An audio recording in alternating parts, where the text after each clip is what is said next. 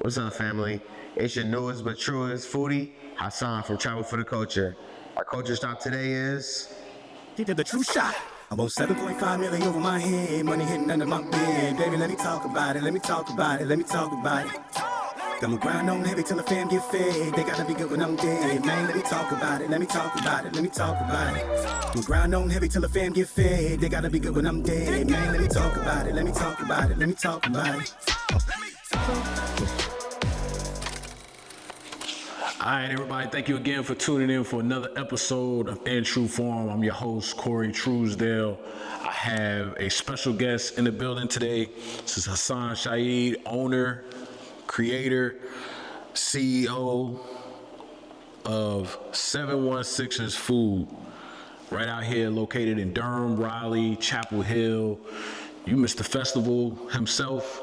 Everywhere you'll find him, like, just where you been at, bro? We've been everywhere, man. East Coast, my coast. You don't even have no We've been to Buffalo. We went to Daytona Beach. We've been to Philly, Washington, D.C., North Carolina, Atlanta. Been out of the country yet? It's coming.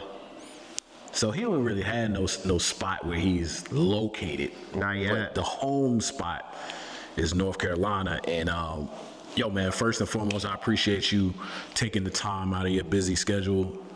You could be serving the people in the area, but you'd rather be here with me today. So I appreciate you gracing the camera. But man, tell me, man, what's been up, man? What's been good with you lately? I've been blessed, bro. Just working hard right now, you know. Getting through one season, starting a new season. So, you know, just getting straight to it. Yeah. Just really just balancing my life out and kind of, you know, just tightening the screws that need to be tightened. Yeah. Yo, me and Hassan met each other somewhat around 2019. I was working for Verizon at the time, and a few of the guys at the store was just like, "Hey, man, we got somebody coming in and, you know, work on his business account and need some help with some phones or some accessories and things like that." And at the time, you know, I was doing photos and things like that, but I was just getting my feet back wet again in the area. And Hassan came into the store, suited and zooted, like he had his whole, you know, dress clothes on and things like that. And, you know, he started telling me about what he was doing. And at the time, man, you was preparing your food at a certain location, and then you'll be delivering it in your car. Yeah. Tell me a little bit about that. So that's 2019 is crazy. But yeah, I was chopping out my apartment. I was out of my apartment, so I was out of my apartment. I was doing word of mouth. I did an Instagram. Okay. So I wasn't really sure, but in 2018 I started cooking buffalo food down here in North Carolina, having my friends sample it. I started selling plates. Didn't know if I wanted to make it serious. So 2019, I'm like, yeah, I'm going to make it serious. You know? Yeah. At that time, I had a son that was 2 years old, so, you know, a little more fire under you. Yeah, man. When it comes to stuff like that. 2019, took it serious, trapping out of my apartment, like... You was 2 Chainz with the food. You hit me up. You got it. I created a website. You had to order through my website, so I would get my money up front because that cash stuff don't be working. You fall asleep, fender you up. So, you know, part of the game. And what's the car you was strapping out with? Like, oh yeah, we was in the Crown Vic. Shout out to the Crown Vic. Shout out to the Crown Vic. We was in the Crown Vic. Ford ain't holler at me. Also, and then when the Crown Vic died on me. Rest in peace to the Crown Vic. Crown Vic was my first car. Then we got the Honda Fit, which was efficient in gas. So Honda, I'm available as well. With that being said, though, man, it was just a long night. Hold on, real quick, okay, before you go into that. Hassan used to ride through the neighborhood, and you hear. But see, I lived in Chapel Hill at the time, so they ain't play no loud music in Chapel Hill, so I could be all the way into the apartment. I'm like, yo, Hassan pulling up with the food right there, so I can hear his music coming around the block. So Hassan had the music bumping, they had the food in the back seat. And you had a little man in the car with Yes, sir. Had my son with me. you. Knocked out. Hey, let me know if y'all need that Apple food truck 716 playlist. I definitely got a delivery playlist. But yeah, man, those were times, man. You know, having my young son, and I watched him. He had to come. Right. You know? Right. You know, my family is in Buffalo, so like he had to come. So he was in the joint sleep. Sometimes he was delivering your food. Y'all don't even know it. So, but just showing him that process of something as well that he may or may not remember, but I do. And you know, I want to peel a layer back a little bit because when people meet food truck owners and chefs and things like that, man, but they don't really know what the grind is to prep and do things like that, especially with you having to do it at your house. Like the level of detail, and I'm gonna take you somewhere with it. I just want the people to know that piece. So take us back. You get an order, you at home, what does that look like? Say you get 3 orders. What does that look like on your schedule, on your plate of making sure you get the food to the people when it's still edible at that time, like it's still warm, it's still hot or whatever? Like, what's that process looking like? yeah, that was a real one. But it's part of the grind. So that process, I get an order online, boom.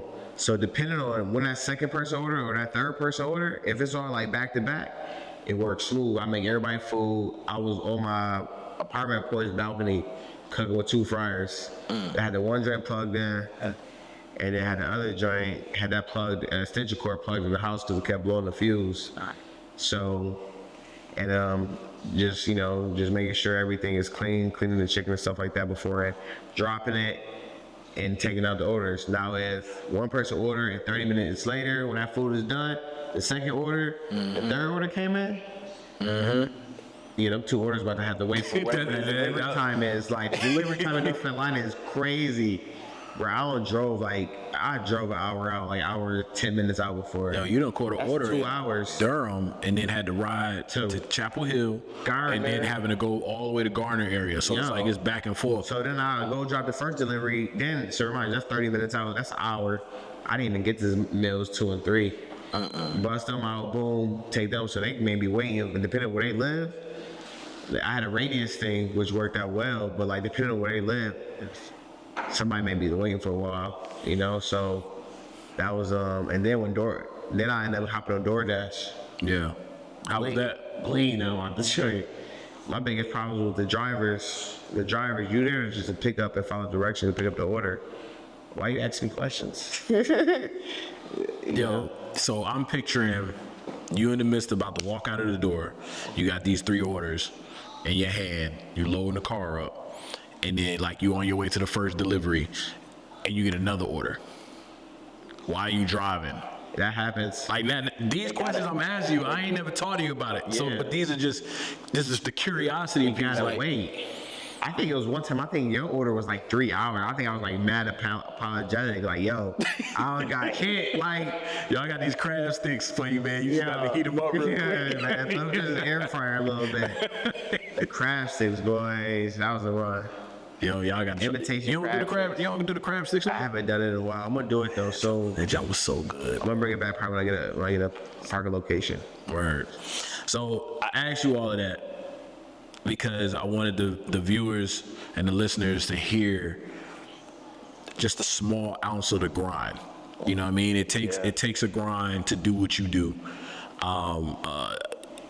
Y'all don't get the credit that y'all deserve as chef. And I told you this before, that was something that I thought about doing, but I thought about what it all entails and the energy, the effort, the desire, the love to cook, all of that stuff. Like the perseverance, you're going to get a lot of no's. Like people be talking about door-to-door sales and they talk about insurance salesmen and stuff like that. They get a lot of no's. No, you get a lot of no's if you cooking and nobody's ordering your food.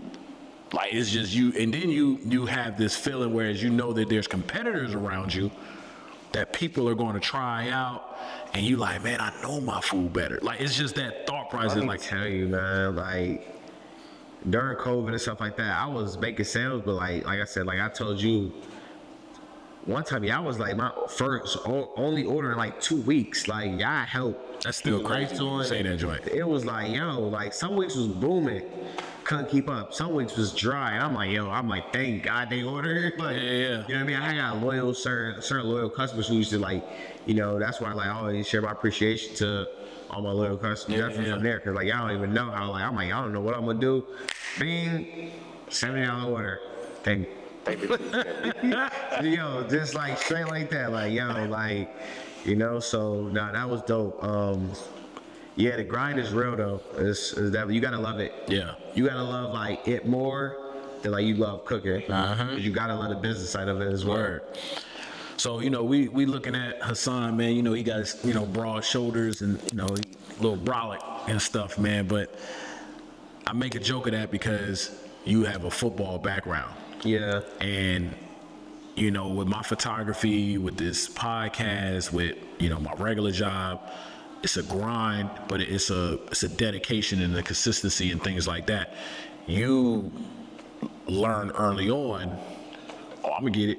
You learn early on what it looked like to grind it out. Yeah. Tell me what that football Hassan was like and how it was able to transcend into your 716's food.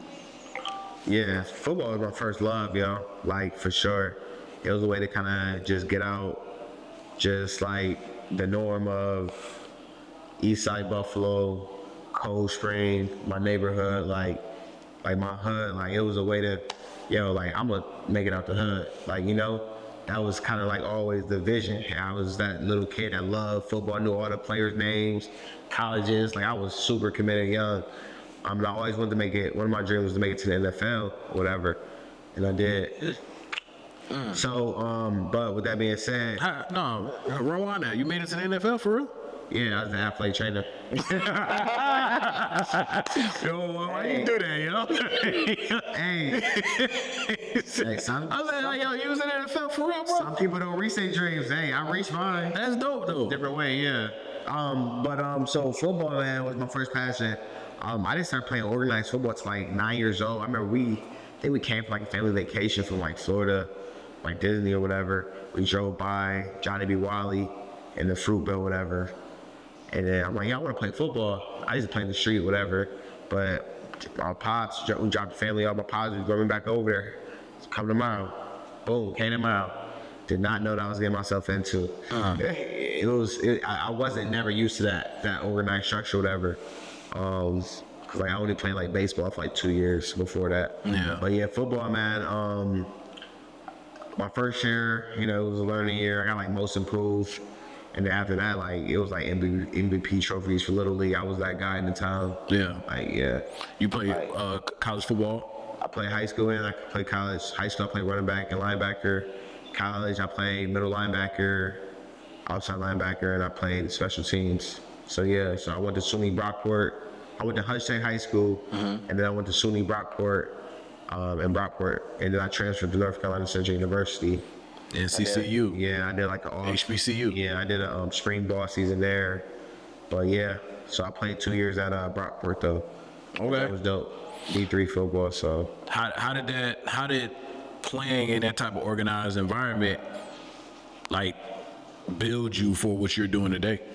Definitely, man. Like just the dedication, the hard work, doing something when you don't feel like doing. You know, like you know, I'm from the hood in Buffalo, so our coaches taught to us like, you know what I mean? What? How they talk to you? They taught to us like yo, little YN, like yo, like you know what I mean? And unfortunately, like being from those, you know, the hood environment in Eastside Buffalo, like that's how you got to connect to some kids because of whatever they going outside of that. But nonetheless, they pushed us hard. Like I remember one year, we had to run like 12 laps around the track.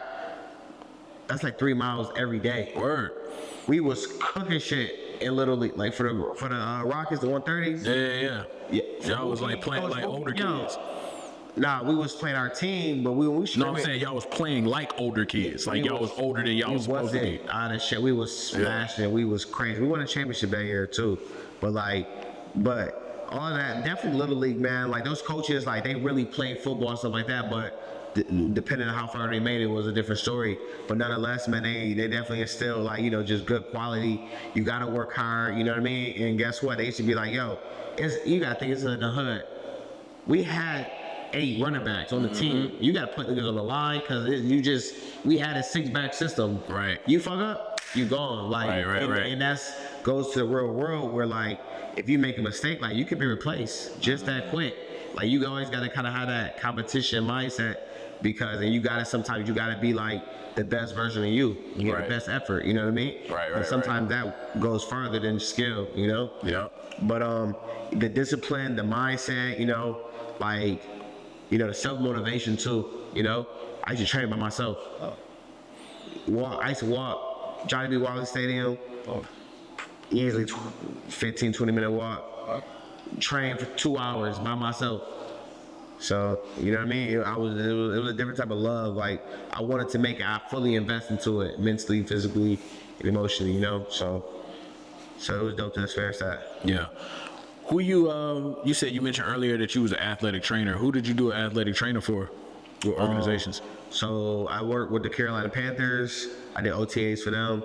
And then I did a camp with the Miami Dolphins. That's what's up. After college, yeah. Did you ever use those connections that you made there to bring it into your 716ers business? Not yet, but I've been thinking about it. You know what I mean? Not yet. Well, I had some conversations actually. Got a few like cool players I keep in touch with, whatever. Okay. So like, I made sure like follow. You know what I mean? Stuff like that. Right. So, but not yet though. Like Miami is definitely on the block. Like, yeah. So when did after college, NCCU, my daughter graduated from the NCCU as well, so I'm starting to have a little bit of love for it, even though I didn't attend or anything like that. But after NCCU though, what was your journey looking like on your way to becoming the owner of 716ers? So after that, I was with the Carolina Panthers. I was with the Miami Dolphins, and where was that? That was Miami. I came back to North Carolina for a little bit, and then I went back to Orlando. I was at ESPN Worldwide Sports, doing athletic training there. I was like this dope multi-sport facility, like it's top notch. So I was there, and then after that, I came back to North Carolina after living in Orlando. I started working at Verizon actually. So I think we met like kind of towards the later years of when I was. Nah, you wasn't there. You wasn't there no more. Wasn't there? You had left already. Okay. When I was. You started. No, I moved over to the Bryan Creek store in like 2018. Okay. 2018, 2019 is so when I shifted over to that Bryan Creek. And you said you was done. Yeah. So you had started doing your second job. Yeah. And pushing the truck. Yeah. Or pushing the I started cooking, yeah. So then, it's like you went out on faith on that. So just a pivotal moment, 2017, I had my son. My son, James, he sold lemonade, James Brand Lemonade. Shout out to the lemonade, man. Shout out to him. He's serious about that lemonade too, y'all. Y'all don't really. So I kind of had that situation going on. So, I was welcoming my first child, and then, you always want to like just up it. Once you have as a man, like, dang, let me get this money up. Let me do what I need to do. And then also my father was incarcerated at the time, so.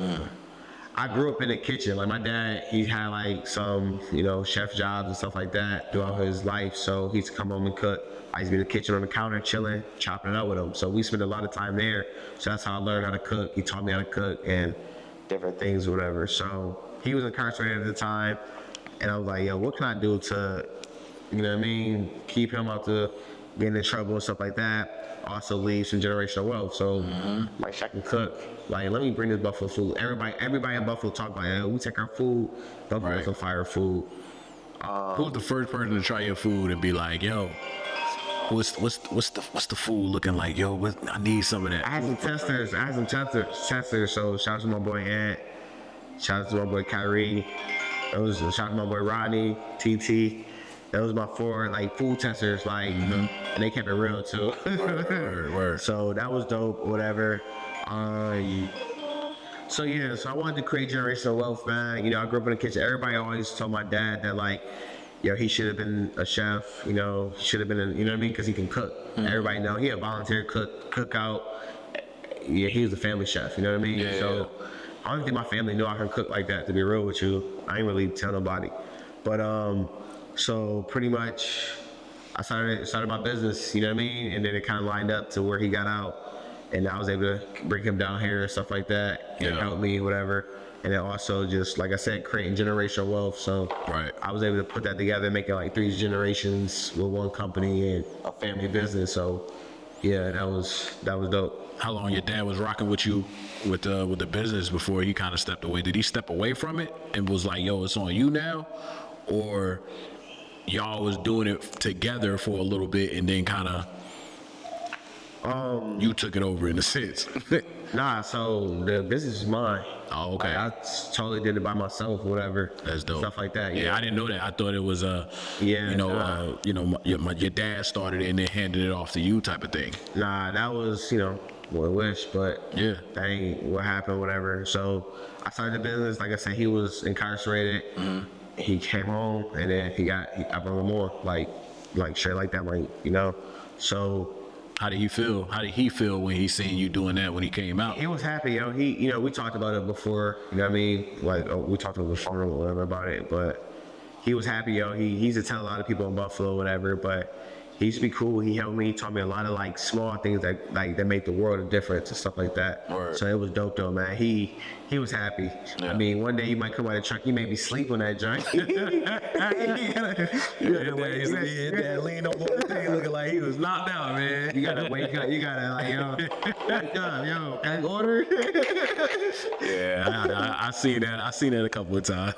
So, but yeah, man, that was dope, yo. He used to really enjoy it, whatever. Like, and then definitely the festival run we did and stuff like that, like the prep. Yeah. So yeah, my dad, he passed away August 29th. Yeah. Of 2024. So yeah, recipe pops. Yep. But I mean, it's been up. Yeah. It's been up. You know what I mean? You got your first. See, we get on time. You got your first food truck. So you got the food truck in 2020. Yep. What was that like, getting a food truck during the pandemic? Glad you asked. So got that food truck probably end of like November 2020. Didn't have it, so I got the trailer. Then I got it built. out custom or whatever. So with that being said, that was a forever process because once you get that trailer, like you ready to start making that money back because a lot of money's going out. So once I got the trailer, got that built, I started like February, started going out like February. So February is a slow month. Like, the first 2 weeks, I didn't make I probably had like 2 customers. I called my boy, my right-hand man. I said, yo, bro, bro, I think I'm about to start doing taxes, bro. Like, Some got I'm like, yo, bro, bro, I ain't made no orders, bro. It's cold, bro. I'm wasting propane.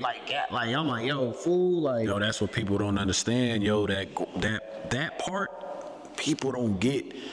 When you're not getting any business and you putting out so much, It like was people hard. just don't realize It was hard going back every day, bro. And it was a little cold too. I'm like, yo, people would try. Then I didn't have no wrap on my joint because I couldn't afford the wrap at the time. So it was just a white trailer. What's a wrap? A wrap is like when you get your logos and on the side of your food trucks and stuff like that. So tell the viewers who could be inspired to get their own food truck. What's that estimate looking like? If they got somebody, they go into a junkyard and they like, yo, I want that truck right there. Ain't nothing on it, or it's old stuff on it, and they got to get it redone or something. What does that look like from a cost standpoint? Yeah. So you can contact me at 716food@gmail.com for a consultation. I do consult with food truck. We're building it from ground up. It just depends on what all you need in it. So. If you build it yourself, it's a lot cheaper, If you build it yourself, you could probably get what you need for like consulting me and with figure out the rest. So yeah. Yeah, they let y'all know it ain't easy.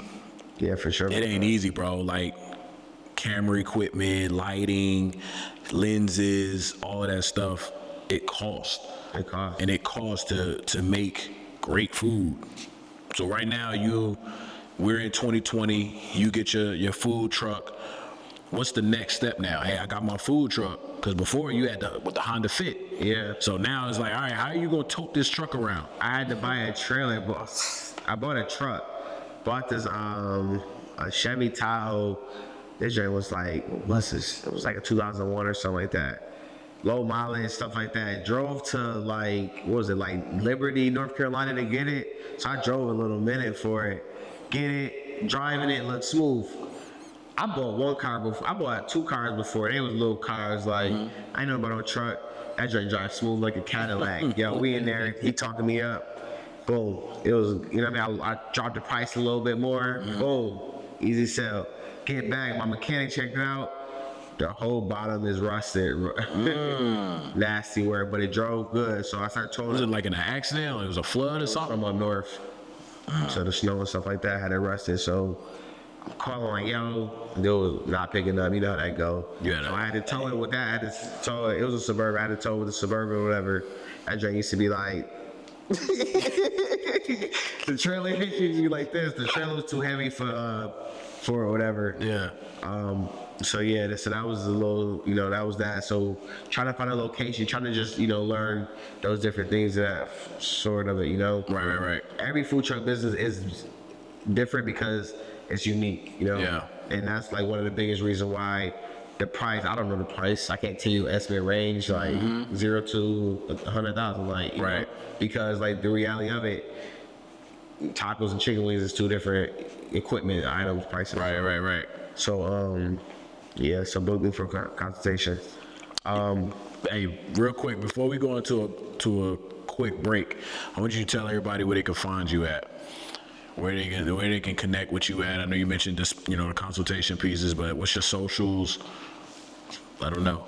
Yeah, so definitely check me out.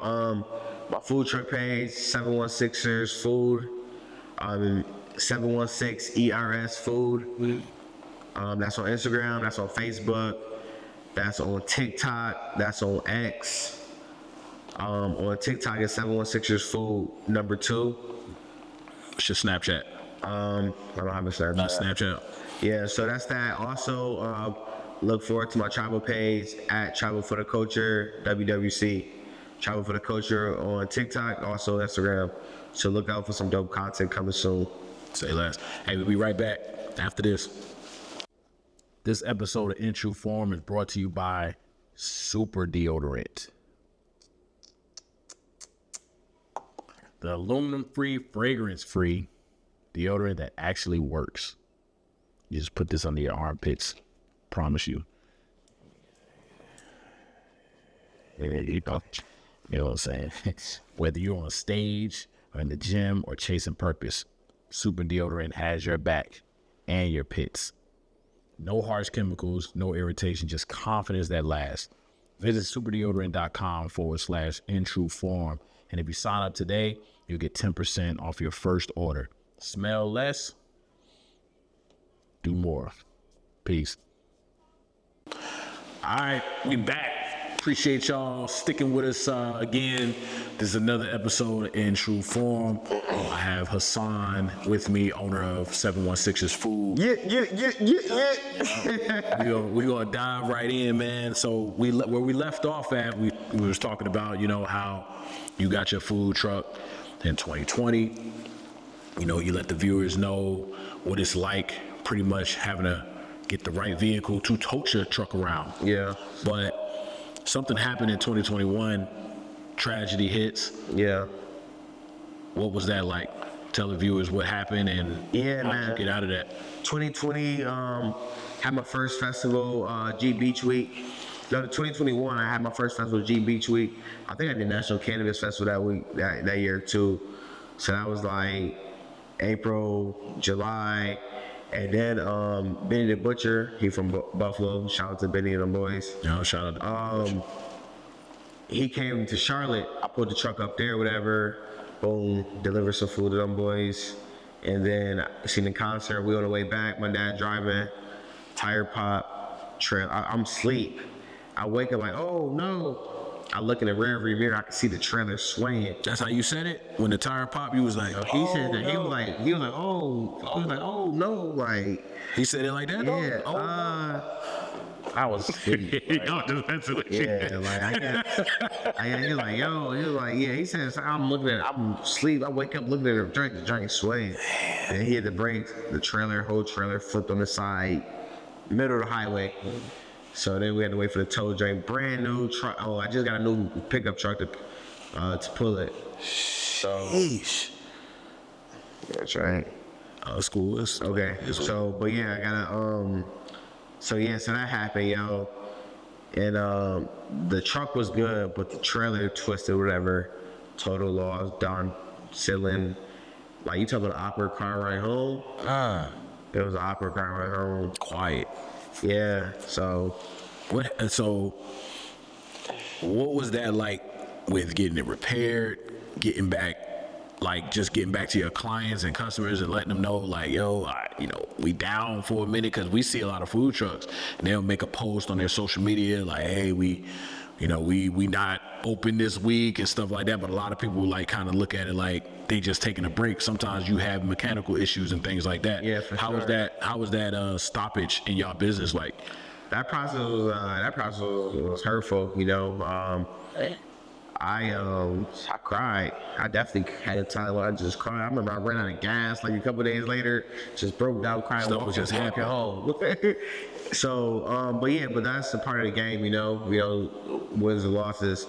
But I think I was, I think like right before that I was feeling real high, but I feel like that dropped me to a real low, just, feeling, but I think like, I slowly had to sit back, I had to figure out things, so luckily I had some money saved, you know what I mean?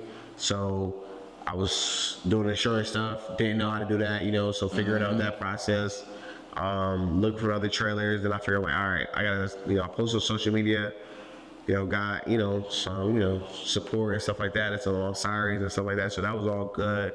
And I just had to figure out how to make money. So I started catering more. Started doing some more catering. One of my boys, shout out to Lobster Trapping, 919. He let me use his trailer during homecoming to prep mad wings. So I was able to make some money, like some catering and stuff like that. That was like a real one, cause a lot of people wouldn't do that. You go by the nickname Mr. Festival. Mr. Festival himself. Do your festival joint. I always get goosebumps when I hear you, man. You be like, yo, 716 is food, man. Mr. Festival himself. 716 is food. Mr. Festival himself. Come on now, Mr. Festivals, baby. How'd you get that nickname, man? Yeah, man. I've been blessed to be able to really just grind and really produce a good product, which landed me into these festivals. Some get invited, a lot of them, me applying and stuff like that with that grind. But I've been to, like I said, Daytona Beach Jeep Week with Jeep Wranglers. There was like 1 million cars up there. Mm-hmm. Made in America, did that last 2 years. What's Made in America? Made in America was hosted by Rock Nation in Pennsylvania and Philly. Okay. That joint was dope. So you done the other Philly joint? What's the other? I did the Roots Picnic. Roots Picnic. I did the Roots Picnic. I think that's with Live Nation. I did National Cannabis Festival. I did Glow Festival. What's Glow? Glow Festival was like a kind of like a techno, a lot of lights, kind of like ravish stuff like that. How many festivals you said you've done? I don't know. So one of the festivals that North Carolina is known for is Dreamville. I've done Dreamville 3 years in a row. Yeah, just had my second location this year, so yeah. That's what's up. For those who don't know what a second location is, you have your truck in one spot, and then you have another station throughout the park. Yeah, I had a food booth. So we had a food booth, and you was in the fam lounge. Yep, the family and friends, like artists, family and friends lounge. So yeah. And then the general admission. Yeah. And you killed it this year. I know, yeah, I was blessed. This was the last year of Dreamville, but it's not the last festival in North Carolina. It was the last Dreamville, but you went out with a bang on that joint from the growth from the first year all the way To to this this year. year. Yeah. That was a lot, man. Met a lot of people. I don't know how I did that. You did it though. I did it. You did it with a team. Did it with the greatest team. I had the best team. Yeah. I had the best team. We had fun. They ran the system. Like it was. How tough is that though, man? Having to get staff on board for something like that, man. It's tough, you know. At this moment, it's a hard time of hiring, and that's for everybody. That's for the large corporation. That's for definitely small businesses. You know, I think the working environment is changing. You know, things of that sort, and I think that's just the reason why. You know, we got a lot of. I feel like we're in like a DoorDash delivery society. I can make X amount of money today. I ain't got to work the next 4 days. Right. So I feel like maybe our work schedule, our typical week work schedule, needs to change. Yeah. So we have more free time, because I feel like, you know, that always matters. The time you spend with your loved ones. You'll never wish, you on your deathbed, you won't never wish you worked more. You'll wish you spent time with the loved ones. And Oh stuff yeah. like that. Family, life balance is always Yeah. important. But you know, some countries do like, you only work 3 or 4 days. Yeah, Man, we can do something like that, bro. for sure. So, you've had a chance to cook for major names like Benny the Butcher and Todd Gurley, Yeah. and you had a certain approach. What was your approach to creating a personal chef experience versus festival crowds? Like, what's the difference between the two? I think you gotta be perfect, because you know you eating with the family, you know, and you know, bad food put people in a bad mood. So you know, That's a bar. yeah, for sure. You say it one more time, bro. Bad food put people in a bad mood. Now you got to get your shirt made for it. That's funny. And put 716ers on that joint or the quote need to tag and that. coin that joint. That's something from Buffalo. That's some Buffalo lingo. It's something funny. But yeah, man. No, you know, you gotta be perfect. You gotta have that confidence. You know, because you know you cook for the family and they gonna talk.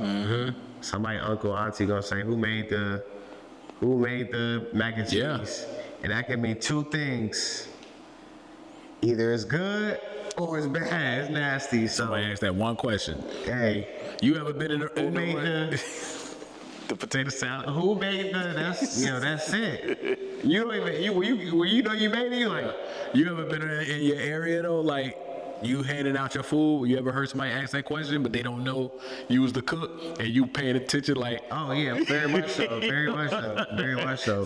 And like, you know, like the type of person I am, you know, if something's like, yo, this ain't burn or something like that, and I overhear it, I'm like, hey, how you doing? Like, let me correct that. Like, all right, I got you. Keep that. Whatever. Throw that's it away. the professional piece. And yeah, so like if I can hear it and correct it, if I get opportunity to correct it, I will. Yeah. For sure. But for the most part, I be hearing, yo, this drink's so effing good.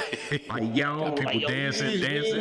dancing. Like it be so that's like, I feel like I'm still humbled enough to like really appreciate like each compliment each. Like, yo, these drinks is good. These are the best wings. Like, Word. cause like I only aim for that. I got the best wings. That's what's up, Like bro. I have the best wings. Yo, the wings is amazing. So, you know, every time I come around, man, I make sure I cop some wings from you, bro. So, your food is legendary. Thank you. Yeah, man. So from Dreamville to UNC basketball, you know, Buffalo's Juneteenth celebration, 716 is building a serious legacy at this point. Yeah. What's the vision moving forward for your brand and platform? With 716's food, we're looking to take the next steps, you know, to just keeping a strong foundation where we are right now, keeping those relationships to that sort, with also building more relationships, you know. Word. Potentially, I would love to see the vision of 716 food, my sauce, my trucks, provide an authentic Buffalo, New York food experience in different states. Okay. I would love to see that, you know. I would love to get my sauces in other wing restaurants that does good wings, but they just don't have the sauce. I got the 716's food sauce. So I would love to get my sauce to them, because wings are wings. Right. The sauce is it. Right. So And it's gonna happen, bro. it's gonna happen. It's gonna happen, It's man. gonna happen. That's what we're working for. So, you know, I got a fun question though for you though. okay. What are your top 3 festival foods you love to share, and what's the crowd's favorites for every single time that you've done it? Like, what do they love?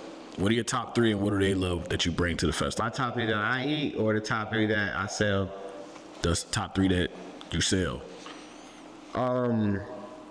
Henny wings. Henny wings. Real Henny, right? Real Hennessy. Hennessy, call me. Available. Real Hennessy barbecue, honey barbecue that I make. It's a sauce that I make, and like I just perfected it. You know what I mean? Like it's the perfect wing. Like people get that. That's a festival specific flavor. That's like one of my many festival. That one made the festival menu. Right. You know, right. things of that sort. Buffalo always go crazy just because that's probably like the top flavor wing in the world. And then lemon pepper. The lemon pepper. When they taste that lemon pepper, my lemon pepper different. And like I have people from Atlanta, Brooklyn, Chicago, like wherever you think they do wings. Right. Buffalo, like it's a big deal in Buffalo when you sell food and people like it because they will dog you on Facebook. Right. Buffalo Facebook is a whole nother scene. Yeah. But like Buffalo know good food, so like I take pride in giving out a good quality chicken wing and these flavors. Right. So when you come to my festival, like, yeah, that's the best of the best. So I'm gonna take my glasses off for this question. So, tell me about the Keith Lee effect. What's your feelings behind social media influencers being taste testers and Take my glasses off. being the judge of real food and how that brings people Yeah. to those actual businesses? What you think about that? Shout out to Keith Lee. Definitely a big shout out to Keith Lee. The Keith Lee effect is real dope, man, because he seemed like a humble dude. Yep. He seemed like he give back to, black businesses, small black businesses specifically, and things of that sort. And, I'm a food truck owner, so I understand, like, some days I ain't got it. Yeah. Like, I got to pay my rent late. Like, Yeah. you know what I mean? Like, I got a festival. Hey, can I borrow some money? Like, it happens, Yeah. So to know how to be feeling that low, and then Keith Lee pop up at your spot and change that completely around, catch you up and stuff That's like that so for great. other businesses. Like I love to see that because I love to see other people succeed. So I think Tabitha that's Brown real do that dope. too. Tabitha Brown, shout out to Tabitha Brown. She done touched some North Carolina businesses Yeah. when she came into town. I gotta get in my vegan bag because that's coming. Yeah. That Beyond Beef vegan hoagie. Yeah. That drink fire. So that's on 716's food menu. Word. But Keith Lee, he's dope. So I do think that everybody should be considered a foodie and stuff like that. I think negative comments can affect the family. It ain't just the chef. It ain't just the pizza man. Like it ain't just the restaurant. Like those are families that if business drops, somebody's getting dropped. Something financially has to get dropped. So I don't think a lot of bad shit is necessary. I think I'm a person. I always reach out. I try to reach out like, hey. I'm asking my orders, things of that sort, to give them opportunity to correct it. Right. Because it's an easily negative culture in that, but the positivity aspect of it, the exposure that social media does.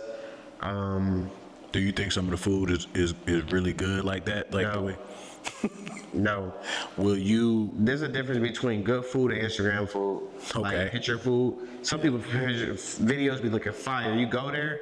Yeah, I didn't experience that. I didn't experience that, but I know I make way better food than that. Yeah. Like I done got disappointed before because I've carried myself to an establishment because I seen it on social media and was highly disappointed. So I have a food list that I don't order out for, bro. Cause I just know it ain't gonna be up to if it is, it's surprising. But salmon, lamb chops, those are two of the foods that I don't order out. Cause I'm He done had some of my salmon though. yeah, that joint was fire. He done had my salmon. That was fire, You had yo. something else. You had something else that day. I can't remember what it was. But anyway, if you could cook for any 3 people, dead or alive, who would be your top 3 dream clients and what would you serve them? That's dope. That's a loaded question. You know, I'm a thinker. I mean, you know, some of these dudes be digging, but I mean, so, that's a good question. 3 people that I would love to cook for.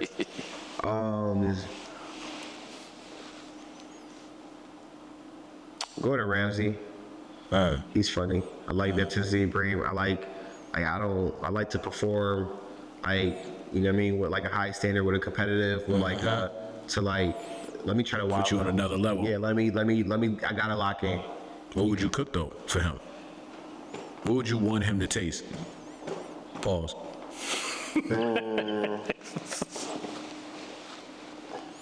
I'd probably make him like a ribeye steak, something like that, tomahawk steak, something like that. You know. You made a tomahawk before? Yeah. Word? It's hard. I bet it is. First time is, but once you get it though, it's good. Yeah. You gotta monitor it. It just depends on what type of thermometer you have. But yeah, probably that. Probably a steak for him. Okay. Yeah, probably him. That's one. I don't know. I don't really have. You don't got 2 other people? That one. Got no family members that you ain't never get a chance to cook for? I mean, if I could cook again, I'd definitely cook my pops meal.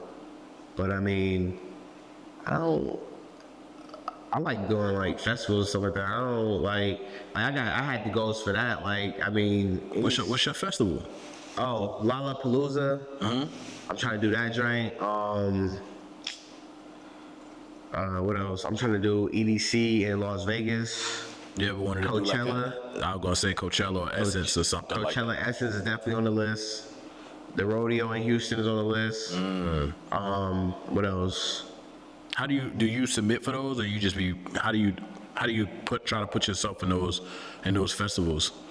Yeah, you gotta submit application and stuff like that, and yeah, Wait for them to hit you back. pretty much, yeah, it's a selection process. How's that feeling when you get a decline, like you didn't make it? Because I'll be having to submit for certain things, and I'll be like, damn. Do you get that feeling? Very much Feel so. like something wrong with your food or something? Like, Nah, it don't be, nah. So I'm deep in the game now. So like, nah. I but just you know it got a lot to do with social media following. so it does have something to do with social media following, and also kind of like your experience as well. You know, But you Because, like, you got all the festivals on the Yeah, I know. But also, like, I think they choose a lot of local festivals, and there's some businesses that only do festivals. Like, they travel Jersey, Right. Florida, Texas. Right. Like, they travel the country doing only festivals. That makes sense. So, like, those people, they know what to do. They know how much food to buy. They know a lot of the stuff that requires them, all the paperwork. Like, they know what to do. So it's easier to deal with them. Right. And then, you know, the festivals, they get a percentage. So whoever make the most money is gonna get in. Again, if y'all haven't been in tune with this episode, this is a very special episode with my guy Hassan from 716's Food. I just want to let y'all know Hassan has booked and hired me as his photographer for 3 consecutive Dreamville events, and also his birthday photos. And he's been a huge blessing in my family as far as for like a friendship, and also for like as family and business. So I just want to take that time out, man, and tell you I appreciate you, bro. Like, I know I tell you that, but Yeah. I'm telling you in front of the world, like, you mean a lot to me. And I talk to my man Kenny about this a lot, whereas we find people and they say they love your business, or they want to, contribute to your business and things like that, but they don't really show up. And Yeah. you show up, and I know you look at me in a different light outside of photography, and I recognize that and I appreciate that.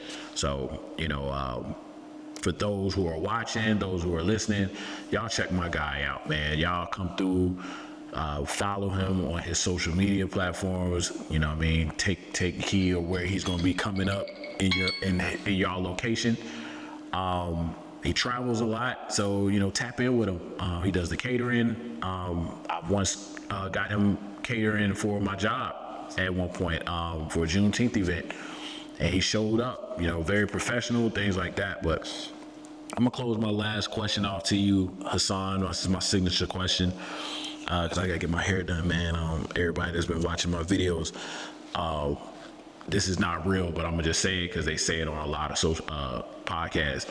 You know, people been in my comments talking about how my hair be needing to get retwisted, but they haven't really been in my comments. So I just want to say that. They say that sometimes, like, Yeah, for sure. Like, yo, people been in the comments talking about like, yo, what kind of chicken you gonna be making at the next fest? Hey man, let me tell y'all see this? I did not have a haircut, but this is a part of the grind though. Still showing up for my guy, you know what I mean? Like I appreciate you for having me. Like I said, like likewise, like I said, like you was able to help me, like your ordering and stuff like that, like at a pivotal time, you know? Right. Trying to figure things out with the business. So your family's my family. You already know, bro. Like, and like I said, once you told me you was doing that, I'm like, what I tell you? I got you. Like, I'm looking you. So you already know we locked in. I appreciate you, bro. So you know it. So in true form, man, is all about authenticity, resilience, stepping into your purpose, man. What does in true form mean to you, and how do you embody that in your daily life? In true form is just being yourself, man. You know, there's gonna be some people that's for you, there's gonna be some people that's not for you, you know. But the biggest thing is just really focusing on what you have in front of you and taking those steps to get there for you and your family. So the people that matters most to you. Or that's what it's about. It's about being happy within, you know what I mean? Being positive within, giving good energy, stuff like that, having good faith, things of that sort. Like, that's what it means to me, you know, like being accountable, standing on your 10 toes like a man, head up, like, you know what I mean? Like, moving a certain way with loyalty, respect, certain things of that sort. Just being genuine, things of that sort. Communication. Right. Communication gets off 95% of the world problems, bro. Effective communication and listening. So that's it. Or, hey man, I appreciate all y'all for tuning in to this very special episode of In True Form. Make sure you follow on YouTube, subscribe, hit the like button, turn your notifications on. Check us out on Spotify, Apple Music, iHeart, Amazon. Y'all connect with me. Peace out. Thank you, bro. Appreciate that, bro. You already know it.